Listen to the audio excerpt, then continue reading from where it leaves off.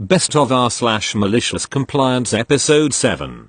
A bit of backstory. A year after I left college I lived at my parents' house for a while, and one day I had a bad cold that morphed into a nasty ear infection that popped my eardrum and ended up going to the doctor's office. Quite simply, my ear was leaking ooze. Onto the story. So the next day I had to work and tell them that I had a massive oozing ear infection and could not come in, only to be told I needed to come in or be written up. Keep in mind I had never been writing up at all in the past. So I told my mom that I was going in. She smiled saying, "Good, let them see how sick you are." I arrived at work that morning with most of my co-workers telling me that I looked like death warmed over. And wouldn't you know, that same day the franchise owner's son stopped by. Note, I worked at franchise fast food place. He saw how sick I was and asked me to go home. I said I needed to use the restaurant phone to call for a ride. I picked it up and put it to the oozing ear and called my grandpa to come get me. My car was in the shop.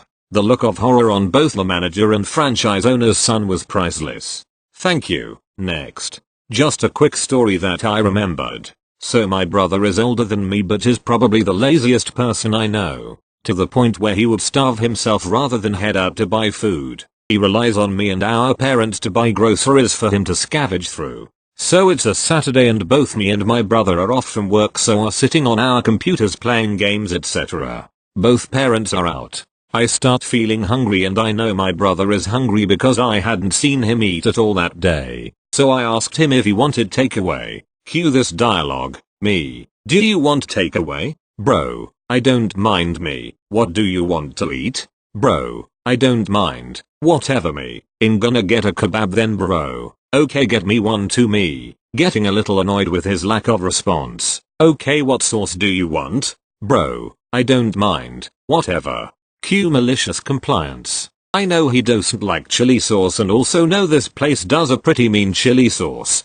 So that's what I put on his kebab. When it arrived and he took a bite, I just watched as his face slowly turned red and tears started to appear. I may have wasted a little bit of money but it was worth it. Unfortunately he's still incredibly lazy and that incident didn't do anything to change his behavior. TLDR. Brother was giving a lack of attention and response, so ended up with a sauce he hates on food he can't enjoy. Thank you. Next. Not mine but happened to a friend. A few years ago a friend of mine had a massive house fire and needed to call to have her cable shut off. When she called they turned it off and then told her that she needed to bring in the equipment or she will be charged for it. She told them she couldn't because it was all destroyed in the fire. They argued and she hung up.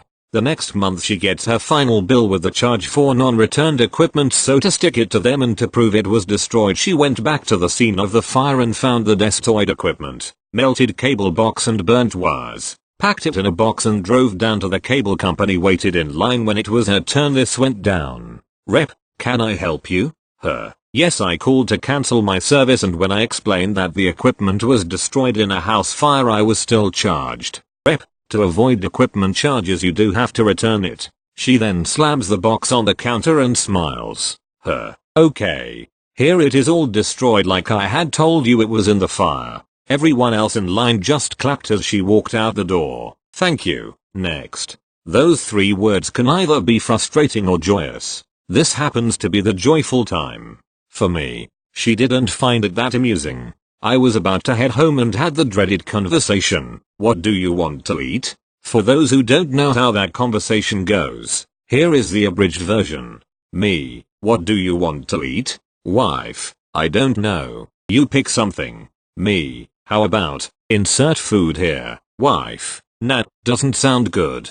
Me. How about, insert other food. Wife. That doesn't sound good either. Repeat this for as many times as it takes. Finally decided on panda. And after figuring out that she was going to just eat half of whatever I got, I was finally able to head home. Once home, she was bundled up in bed with the heater on. I asked if she wanted her food on a plate or in a bowl and she said the magical words whatever is fine. So I went to the kitchen and found the biggest bowl we have. It's a giant metal bowl used for mixing. I put her food inside the bowl and headed off to give it to her. Man, was she not amused. I on the other hand couldn't stop laughing for a couple of minutes. Every time I tried to stop, I would just look at her expression and laugh more. I had to take it back and put her food inside a regular bowl, one that you use for cereal, and I had a giant bowl to wash afterwards, but it was worth it. Picture of bowl with oven for comparison. Big bowl. Edit. Panda equals Panda Express. You guys are funny. Thanks for the chuckles. Thank you. Next. I worked in the restaurant industry for 4 years as a line cook. My manager would consistently schedule me for more hours than asked, on time requested off, etc. When they hired me, I explicitly told the restaurant I cannot work during football days because I like to tailgate and go the games. The day before every game I was asked to work. I repeatedly said no despite constant hounding. Finally, I caved. I can show up after the game but I'll be drunk. My manager said, okay, I will see you then. After 6 hours of tailgating and 10ish hours of drinking, I am sunburned, drunk and lost my voice. I stumble into the kitchen. The look of astonishment on my manager's face is one I will never forget. Before my manager says anything, I cut him off in a raspy drunk tone. If you don't bring me burp a drink on the hour every hour, interesting drunk pause, I am taking a nap on the prep table. I had a drink in my window every hour, on the hour. Drinks were brought by the manager since the servers refused to bring them to me, per my request and their delightful compliance. Post my drunken kitchen adventure, my schedule was never questioned again. I worked when I wanted and nothing more. Thank you. Next. A very simple and small malicious compliance just happened to me at work today. I'm a barista and once a week, we collect tips. Tips I need for gas money. I also open the store almost every day, so usually I ask my opening supervisor for my tips while he/she is counting money for the registers, which is the best time since both the register trays and tips are both in the safe. Well, today the supervisor thought we were too busy to take the 10 seconds to grab my tips out of the safe and simply told me ask me later, which made no sense, but I complied. I decided to wait till after I clocked out of my shift. During a morning rush, I waited in line and asked my supervisor while they are in the process of gathering 10 plus pastries for a huge order, "Can I get my tips now?" I said with a big grin. They had this very annoyed look on their face, to which they responded, "I'll get to it in a minute." I waited in the lobby chilling out, and they grabbed my and everyone else's tips out of the safe. I then collected my tips with a big grin, much to their disappointment of having to gather them during a rush. All of this could have been avoided if my supervisor just got my tips while we were opening with 0 customers. Thank you. Next. So, usual stuff. I've been reading a while here, but I finally decided to post one of my own stories. I work for an airline as a crew member, and as part of our daily routine, when no incidents happen, we do sell products on board, such as water, food and the like. This story starts as a normal day. We board every passenger, we close up the doors, safety demonstration, and take off. As we were selling food, one passenger, who we'll call him Polite Lady, asks me for one of our sandwiches, which is to go in the oven for a while to warm it up.